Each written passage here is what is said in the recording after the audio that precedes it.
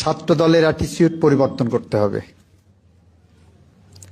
আপনারা এখানে যারা ছাত্র দলের নেতা আছেন, আপনার উপস্থাপনের সময় আপনাদের যত নেতা আছে সবার নাম বলতে হবে। এখানে রুমের মধ্যে যে কয়জন লোক আছেন ছাত্র দলের সাধারণ সম্পাদক, পারলে সবাইকে পরিচয় করিয়ে দেন। এটা এক ধরনের, আমি মনে করি, রাজনৈতিক কর্মীদের জন্য ধন্যতা। একজন রাজনৈতিক কর্মীর পরিচয় হবে তার কর্মের মধ্য দিয়ে। একজন রাজনৈতিক কর্মী পরিচিত হবে তার ভালো কাজের মধ্য দিয়ে, তার শিক্ষার মধ্য দিয়ে, তার নেতৃত্বের মধ্য দিয়ে। একজন রাজনৈতিক কর্মীকে আপনি এনে এখানে 20 জন লোক না থাকলে 50 জনের নাম বলে আপনার পরিচয় করিয়ে দিতে হবে।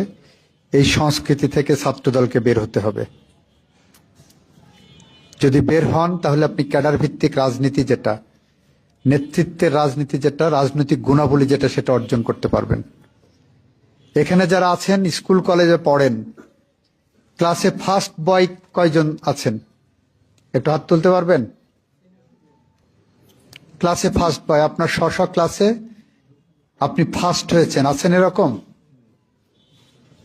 আপনি নেই, আপনাদের মধ্যে নেই। এটা ছাত্র দলের একটা ব্যর্থতা।